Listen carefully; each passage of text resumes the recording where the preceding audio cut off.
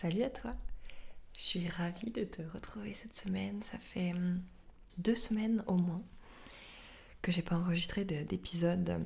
J'avais enregistré en amont et je suis très contente. Je me suis laissée porter d'une certaine manière et, l'envie de te partager, de te parler maintenant est arrivée. Alors je suis ce flow. L'épisode du jour, il est très spontané encore une fois. Il marque un tournant aussi très intime et personnel en moi. La semaine dernière, j'étais en formation pour certaines qui le savent. Et donc, après une semaine de formation, j'ai envie de dire que ma vie change. C'est fort et en même temps c'est vrai, même s'il y a plein de choses qui restent les mêmes, bien sûr, mais ma vie intérieure change et c'est très très chouette de vivre ça. La preuve en est, j'enregistre cet épisode dans un nouvel espace et je suis très très très en joie dans mon cabinet, dans le lieu où j'accueille maintenant des personnes, que ce soit en thérapie ou en coupe énergétique, et c'est vraiment une grande étape pour moi. Donc je la célèbre aussi avec ce premier épisode enregistré ici, c'est très très chouette. Aujourd'hui, j'avais envie de te partager, de te parler une anecdote. Ça part d'une anecdote là qui vient de se dérouler à l'instant. Je me suis dit, waouh, ça en dit très très long sur plein de choses en nous. Je recontextualise très rapidement. Avec mon chéri, on est en train de refaire un fauteuil pour mettre justement dans ma pièce. Alors c'est pas nous qui le faisons, hein.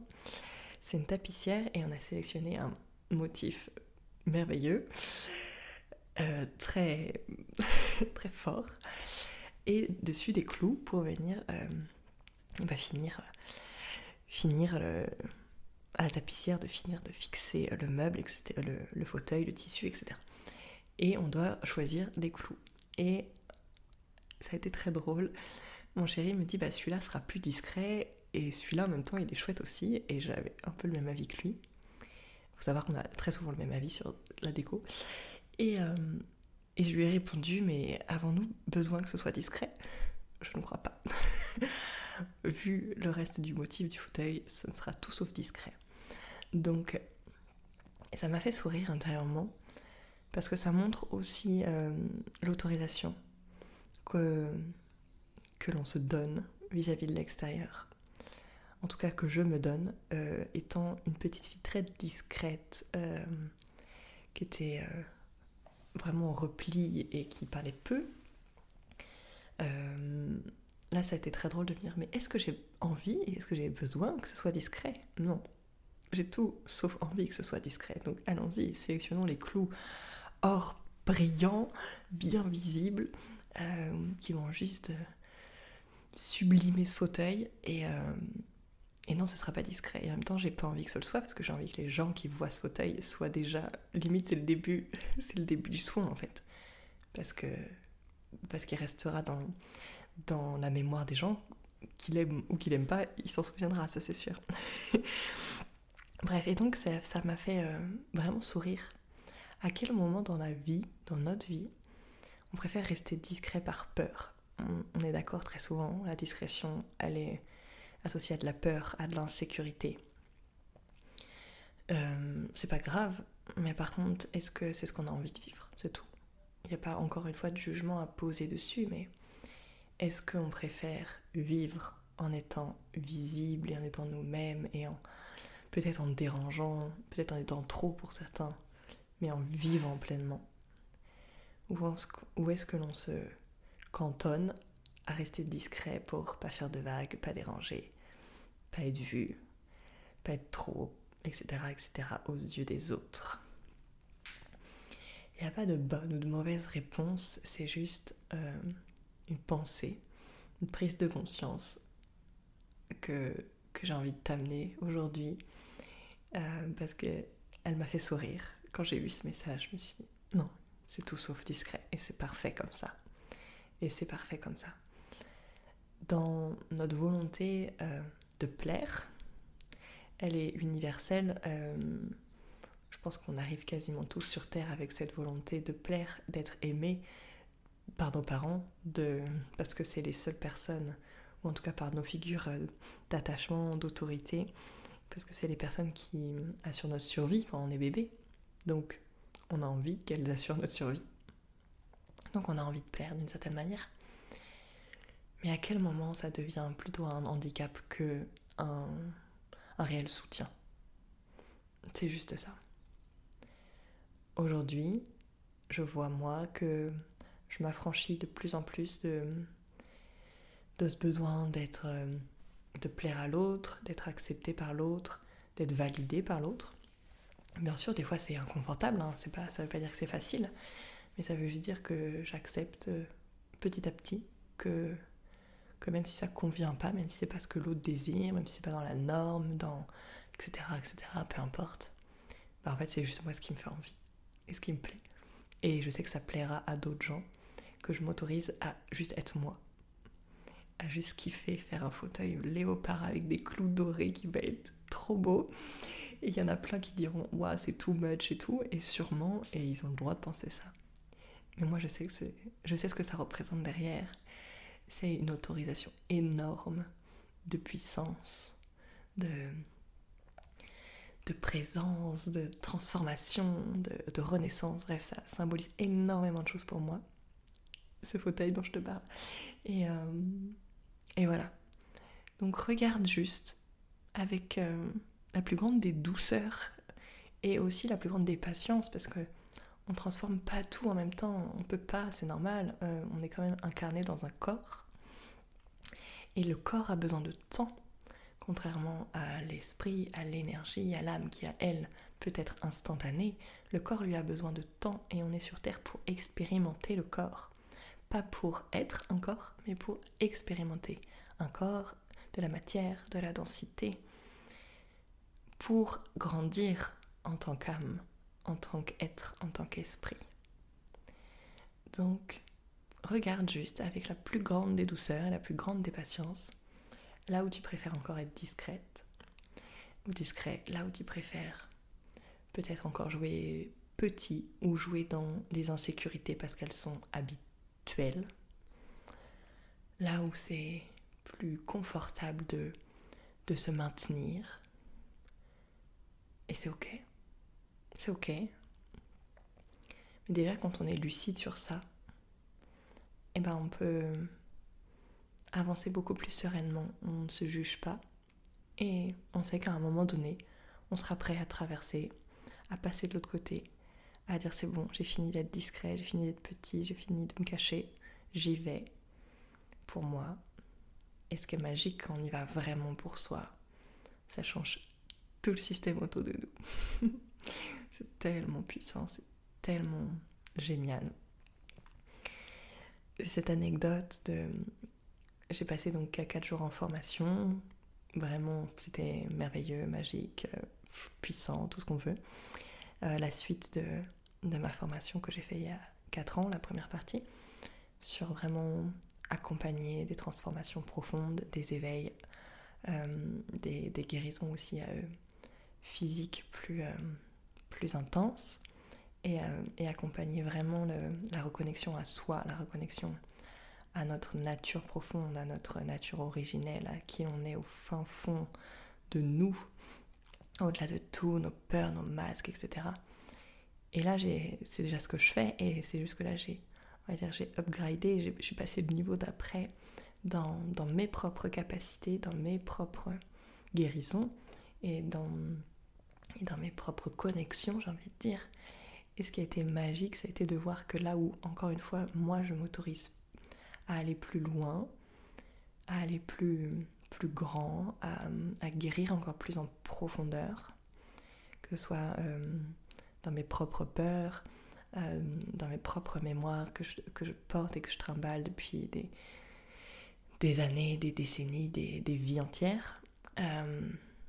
Quand moi je m'autorise encore cette guérison, ce chemin, et ben le ricochet il est immédiat avec les personnes qui m'entourent et avec mes clientes. Et cette semaine a été un exemple merveilleux, inconfortable mais merveilleux. C'était de voir la justesse et en fait, la réactivité des cellules, on est vraiment un amas de cellules qui coexistent en permanence. Et si tu te crois encore isolé et seul, ce n'est que le voile d'illusion qui te le raconte. Ce n'est que tes peurs, ce n'est que tes mémoires qui te maintiennent dedans. Parce que dès que tu lèves ce voile et ces mémoires, on est tous interreliés en permanence. Et de voir que quand moi je bouge quelque chose dans ma vie, dans mes perceptions, dans mes connaissances, dans mes compétences, mes capacités, et ben en face j'ai la réponse immédiate, soit de la personne qui a besoin de moi pour l'amener elle aussi à son cran supérieur, soit je permets de faire bouger des nouvelles personnes qui n'étaient pas encore prêtes, etc. etc. L'effet boule de neige est merveilleux. Donc j'espère que c'est pas trop décousu, mais je me laisse vraiment guider par ce qui vient. C'est vraiment des partages maintenant très spontanés que j'ai envie de nourrir dans ce podcast. Et pour le coup, regarde si toi tu t'autorises à être un cran au-dessus, c'est-à-dire d'incarner un cran au-dessus qui tu es profondément, même dans des espaces encore inconfortables, que ce soit avec des personnes autour de toi, que ce soit avec peut-être ton conjoint ou ton partenaire de vie, que ce soit avec ta famille, tes parents, des amis, tes collègues de travail, des nouvelles relations, etc. Regarde si tu oses d'aller un petit peu plus dans juste qui tu es, pas dans la volonté de transformer l'autre, bien au contraire, mais juste dans l'incarnation, encore à un autre niveau de qui tu es, de comment tu te positionnes, de comment tu parles, de comment quelle énergie tu dégages, etc. Et ben tu vas être surprise et surpris de voir l'effet que ça fait sur les autres de manière totalement naturelle. Parfois l'effet sur les autres il n'est pas confortable parce que tu es un miroir à l'autre l'autre n'est pas prêt encore, ou en tout cas il apprend, mais dans tous les cas il y a quand même un mouvement qui se fait, c'est inévitable. La vie c'est le mouvement. Quand on est bloqué, quand on tourne en rond, quand on répète les mêmes choses, alors c'est pas qu'on ne vit pas bien sûr, sur un plan cardiaque t'es en train de vivre, mais sur un plan énergétique, sur un plan spirituel, t'es dans un cercle, dans un circuit, dans un schéma où tu tournes en rond. Et bah à ce moment-là, regarde, fais une pause et regarde les issues possibles pour sortir de ce schéma.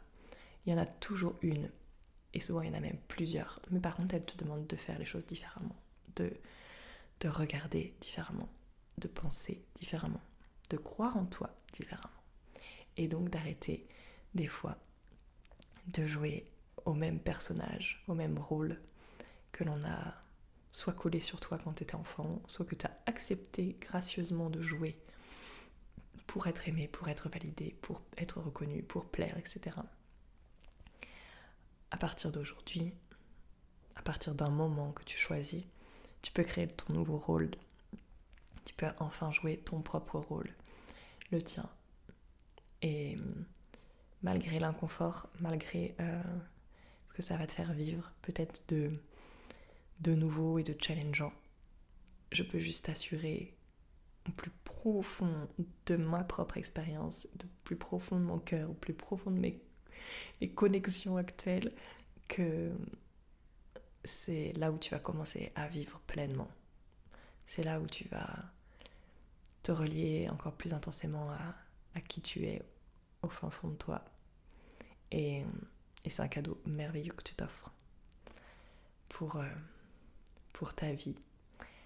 Comme je le disais tout à l'heure, on est sur Terre pour apprendre et grandir en tant qu'être, en tant qu'âme, en tant qu'esprit. Alors, en faisant ça, tu te le permets. Tu te le permets vraiment. Et c'est merveilleux. C'est merveilleux d'avancer chaque jour avec cette certitude, cette foi que tu es à ta place un peu plus chaque jour. Parce qu'il n'y a pas de but à atteindre, il n'y a pas de finalité, il n'y a pas de ligne d'arrivée qui te dit ça y est, maintenant t'as plus rien à faire, tout est bon. C'est un chemin permanent et perpétuel. Mais il y a quand même un niveau, à un moment donné, où tu te sens déjà habité par toi, tu te sens déjà relié, connecté. Et il y a un stade qui t'amène déjà une certaine paix, une certaine sécurité. Et après, si tu souhaites continuer, ce n'est que plus puissant, plus juste et plus profond dans la connexion à ton être profond, dans la connexion à tes perceptions, à ta mission, à tes choix d'incarnation, à tout ce qui vibre au fin fond de ton cœur.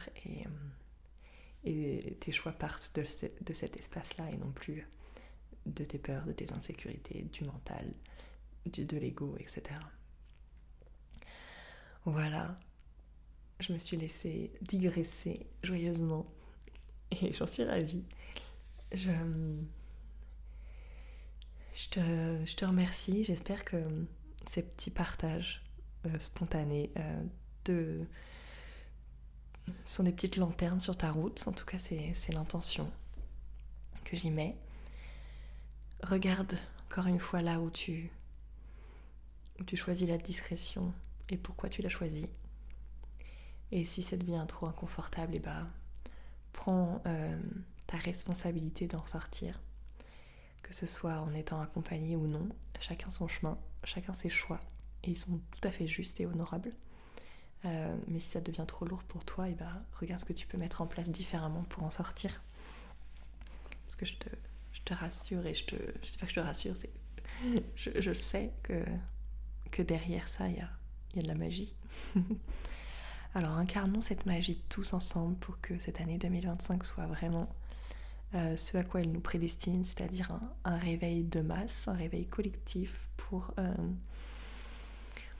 soutenir cette ascension collective qui est nécessaire si l'on souhaite continuer à faire évoluer notre humanité. Voilà, je t'embrasse, je te dis à très vite. Il y a des choses qui vont arriver bientôt. Si tu as envie d'être tenu au courant, tu peux t'inscrire sur ma newsletter, retrouver toutes mes infos sur mon site et je me laisse encore quelques jours pour intégrer tout ce qui a bougé en moi ces dernières semaines et je vous arrive vite avec des propositions qui sont bien dans mon cœur et qui vont arriver au moment juste pour tout le monde. Voilà, je te souhaite une merveilleuse journée et je te dis à la semaine prochaine pour un nouvel épisode.